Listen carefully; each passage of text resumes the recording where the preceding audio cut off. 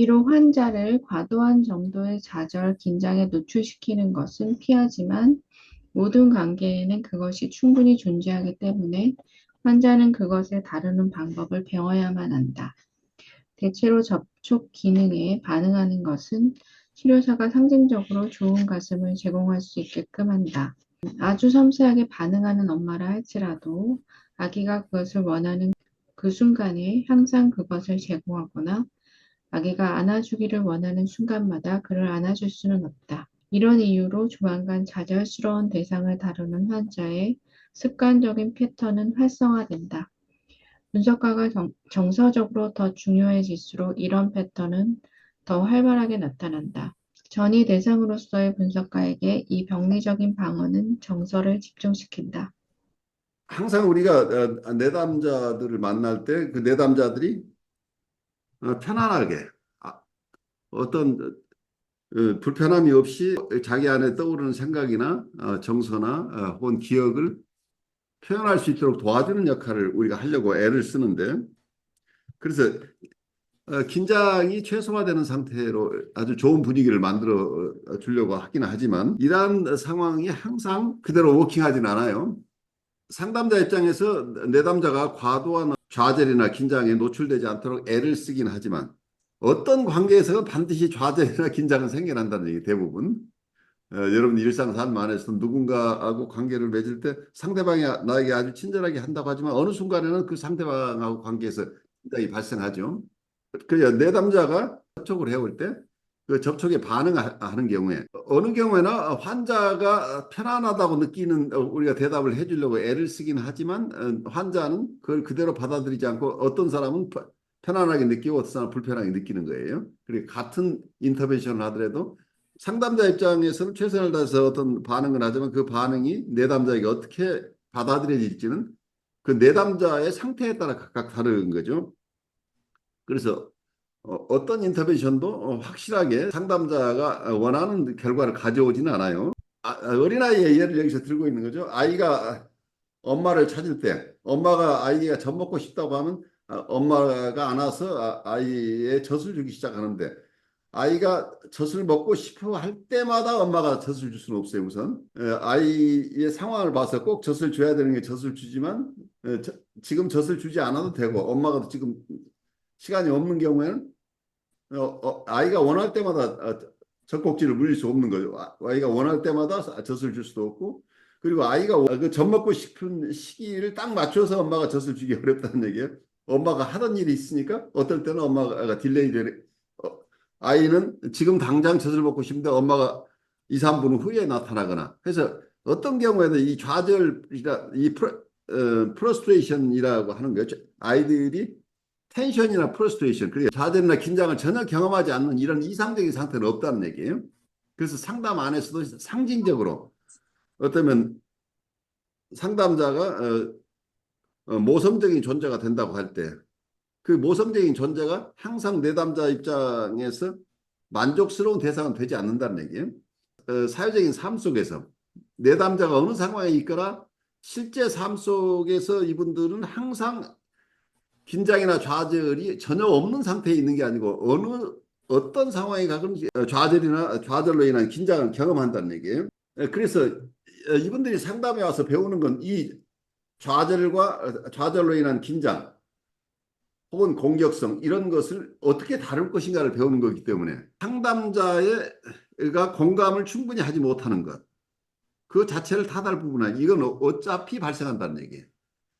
아무리 정교하게 인터벤션을 한다고 그래도 불가피하게 실패하는데, 그러니까 말하자면 내담자 입장에서는 상담자가 마음에 들지 않는 부분이 발생한다는 게 그걸 잘 감지할 수도 있고 감지 안 할 수도 있어요. 의식적이고 무의식적인 건 자기가 싫어하는 어떤 모습을 자기가 원하는 것을 다 들어주지 않는 어떤 대상의 모습을 상담자가 보여주는 거죠. 그런데 좌절로 인한 긴장, 프러스트레이션, 텐션이나 프러스트레이션으로 생기는 어그레션 이런 것들을 경험할 수밖에 없는데 이때 이 경험은 그러니까 일상 사회 속에서 항상 하고 있는데 이게 전이 속에서 이 상담 상황 속에서도 마치 자기의 과거의 원대상이나 어머니에게 느꼈던 정서 같은 걸 느끼는 거죠.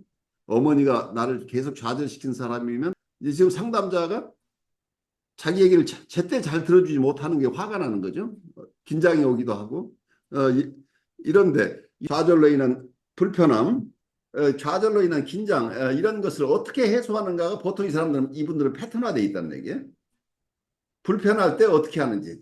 내담자가 사회생활을 하면서 항상 대상과의 관계에서 자기의 좌절이 생기고 좌절로 인한 긴장이 생길 때 그때 어떻게 행동하는지가 이 전이 속에서 이 상담자에게 느껴진다는 얘기예요. 그래서 이런 전이 정서가 있을 때 이때 저항이 발생하는 경우에 전이 저항이라고 그러죠. 이때 화가 나면 말을 안 하는 사람 패턴은 말을 그냥 안 해요. 어떤 분은 선생님이 자기 얘기를 잘 들어주지 않는 것 같으니까 오히려 자기 얘기를 계속 반복하는 사람도 있을 수 있겠죠. 어떤 사람은 선생님한테 불편하다는 얘기를 하지 못하고 선생님 하고 있는데 제가 지금 답답해요라고 자기를 공격하는 패턴. 제가 불편하다. 선생님하고 관계에 선생님이 불편하다고 얘기를 못하고 내가 불편하다고 이제 이렇게 표현하기도 하고 여러 모습의 방식이 나오는데 이분들이 일상 삶 속에서 어떤 좌절, 긴장이 있을 때 이분들이 행동하는 패턴이 나오는데 이 패턴이 이 상담 안에서 그냥 어떠면 잘 상담자가 이걸 담아주면서 그렇지만 이런 긴장이나 좌절이 있을 때 이분의 행동 패턴에 따라서 그 상대방들이 말하자면 원대상, 어머니나 아버지가 이분에게 했던 것과는 다르게 이분들을 포용해낼 수 있는 상담자가 제공하는 환경이 있다고 한다면 이분들은 이런 좌절 공격성이 있을 때 계속 자기 얘기를 안 하고 버텨거나 철수해버리거나 혹은 빈말만 계속하는 이런 패턴을 가지고 이런 것에서 벗어날 수 있는 가능성이 있다는 얘기. 그래서 전이가 일어나는 것은 상담을 위해서 꼭 필요한데 전이가 일어나지만 그 전이 속에서 원래의 대상 관계나 혹은 이 상담 상황이 아니고 이분의 일상 삶 안에서 이분의 가족들과의 관계에서 혹은 회사에서 작업하는 과정 속에서 친구들하고 관계에서 이분들이 그런 긴장에 있을 때 부적절하게 반응하는 패턴을 이분은 또 드러낼 텐데 이게 저항으로 나오는데 이때 그 저항을 잘 받아줌으로써 오히려 이분이 저항하지 않고 자기 정서나 생각을 언어로 표현할 수 있도록 도와주는 역할을 이렇게 쭉 하면서 이분이 과거나 혹은 상담 밖에 실제 삶 속에서 이분이 의존하고 있는 전형적인 방어 패턴으로서 벗어날 수 있는 그런 환경을 제공하는 게 이 자격적인 환자를 돌보는 기법 중에 가장 중요한 기법이에요. 그래서 이분들이 내가 아무리 잘한다고 해도 내담자는 상담자에 대해서 좌절로 인한 긴장, 좌절로 인한 공격성을 이분들은 가질 수밖에 없다는 얘기예요. 그래요. 아이가 한 번도 울지 않고 어린 시절을 경험할 수 없는 것처럼 아이가 불편할 때마다 아이를 완벽하게 키워낼 수 있는 부모가 없는 것처럼 상담자도 내담자에게 공감하고 내담자의 정서를 안아주기도 하고 하지만 어떤 경우는 제대로 하지 못하고 실패해서 이분이 좌절 공격성을 느끼게 된다는 그 좌절 공격성을 느껴야만 상담이 또 진행되는 거기 때문에 이게 실패하는 게 아니라는 걸 이해 패러닥시컬하게 이분을 온전하게 다 공감해 줘야 되지만 그렇다면 온전하게 공감만 해가지고 되는 게 아니고 이분은 또 불가피하게 공감의 실패가 일어나고 또 경우에 따라서는 이분의 부당한 요구가 있을 때는 그 요구를 들어주지 않음으로써 치료의 조건, 치료의 세팅, 치료의 계약에 어긋나는 행동을 하는 것을 허용하지 않음으로써 자연적으로 이분에게는 내담자 입장에서는 불만스러운 상담자를 경험하게 되는 이 불만스러운 상담자를 경험할 때 불만스러운 원대상이나 세상 속에서 만나는 불만스러운 많은 대상들하고 관계에서 이분이 그때 그 대상들과의 관계에서 행위했던 반응했던 그 패턴으로부터 벗어날 수 있는 좋은 환경을 우리가 제시한다는 게 중요하다는 거예요. 강렬한 어떤 전이 정서, 밖에서 느끼는 정서나 과거의 원대상과의 관계에서 느꼈던 이러한 정서들을 느껴서 이분이 꼼짝을 못하고 자기 원래 부적응적인 어떤 패턴 속으로 들어가 버리는데 그 패턴에서 벗어날 수 있도록 어떤 환경을 제공하느냐 하는 것 때문에 상담자가 밖에 있는 대상이나 원대상하고 다른 반응을 할 수 있는 능력, 이게 치료의 능력이에요.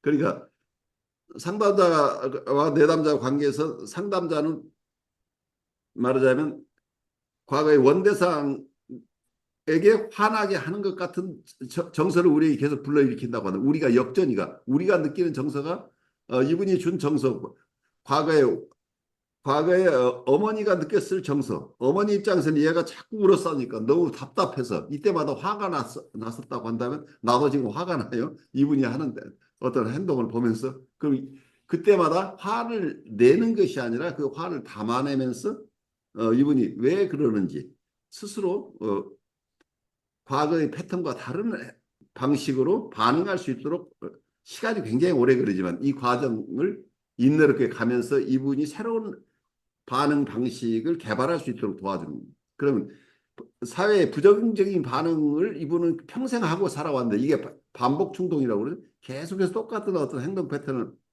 가져왔었는데 상담 세션을 통해서 상담자의 적절한 개입 혹은 상담자의 담아주기를 통해서 혹은 상담자의 담아주기나 안아주기를 통해서 혹은 적절한 이모셔널 커뮤니케이션을 통해서 이분이 과거의 패턴과는 다른 패턴으로 이러한 좌절 긴장이나 좌절 공격성을 처리할 수 있는 어떤 새로운 방법들을 이분이 찾아낼 수 있도록 도와주는 이런 역할을 우리가 하게 되는 거죠. 그래서 이분들이 어떤 과거의 병리적인 방어를 하게 된다는 것은 당연한 거라서 보셔야 돼요. 그 이분들이 반응하는 것은 그러니까 좌절 긴장이 생기는 좌절 공격성이 있을 때 이분들은 거기에 굉장한 정서가 실리죠. 이분들에게는 자기가 감당하기 어려운 정서적인 반응이 일어난다는 이 정서적인 반응이 원래 패턴대로 일어나지 않도록 도와주는 역할을 우리가 해야 되겠죠. 방어 패턴 속에서 이분들의 강렬한 정서가 실리는데 그러한 정서가 실린 어떤 방어를 우리가 만났을 때 거기에 대해서 우리가 어떻게 대응할 것인가 스파르타니스는 어떻게 이런 상황을 설명하고 있는지 우리 따라가 보죠. 이런 패턴들을 다루기 위한 시도를 하기 전에 신중한 연구가 요구되며 각각 상이한 절차들이 필요하기 때문이다. 전이 대상이 분리되고 구분된 대상으로서 그 순간에 관계되어지는지를 먼저 파악한다. 다른 말로 하면 본질적으로 전이가 대상 오이디푸스 전이인지 아니면 완전히 자기애적 전이인지를 파악한다. 환자가 확실히 대상 지향적일 때에는 미숙한 패턴이 대상 전이 저항으로 식별된다. 그가 대체로 분석가를 나로서 또는 실제하지 않는 존재로서 관계하거나 분석가의 참여나 영향을 느끼지 못할 때 그 패턴은 자기애적 전이 저항으로 분류된다. 정신분열증 환자들이 왜 발생하는가에 대한 초심리학적 설명이 다양하게 있을 수 있는데 여기에서 스파르타니스 방식으로는 우선 현상적으로 파악을 했어요. 내담자가 상담자와 분리되어 있는 상담자를 자기와 분리된 대상으로 지금 인식하고 있는지 상담자를 자기의 일부로 느끼거나 자기와 같은 존재로 느끼거나 이래서 분리되지 않은 존재로 느끼고 있는지가 우선 가장 중요한 구별이라는 얘기예요. 내담자가 상담자를 느낄 때 상담자는 나와 다른 사람이라고 느낀다고 한다면 이걸 보통 우리가 대상전이라고 불러요. 오브젝트 트랜스퍼런스라고 부르는 거죠. 대상이라고 할 때 대상이라는 말은 보통 정신분석에서는 대상을 사람을 얘기하는 경우 자기 이외의 사람을 대상으로 부르는 경우가 많이 있어요. 그래서 그 대상이 자기하고 구별되는 대상이라고 느끼는 경우가 있고 어떤 환자는 상담자를 독립된 사람으로 존재로 인정하지 않는 그 상담자가 따로 실제하지 않은 존재로 느끼고 자기의 몸에 자기의 신체의 일부로 느끼거나 상담자의 여러 인터벤션은 전혀 합리적으로 반응하지 않는 경우들이 있는 거죠. 우리말로 우이독경이란 말이죠. 소나 말에 대해서 어떻게 우리가 얘기를 해도 그 소나 말은 우리 말을 알아듣지 못하죠. 그러니까 상징의 세계에 충분히 들어오지 못한 사람들을 얘기해요. 그러니까 언어를 통해서 잘 커뮤니케이션이 잘 되지 않는 경우죠. 그래서 이런 분들은 프리버벌이라는 용어를 쓰는데 전 언어적인 상태. 혹은 프리에더펄이라고 하는 것은 오이디푸스키를 충분히 지나지 않은 상태.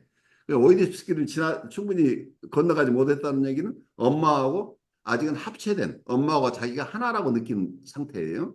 이런 상태에 있는 분들은 일반 사람들이 생각하는 상징의 세계에 충분하게 들어오지 못했다는 얘기예요. 언어 랭귀지라고 하는 것은 크게 보면 이건 그 사회의 컬처죠. 언어나 문화 혹은 제도 혹은 그 규범, 그 사회 규범을 충분히 인식하거나 거기에 따르지 않는 사람들.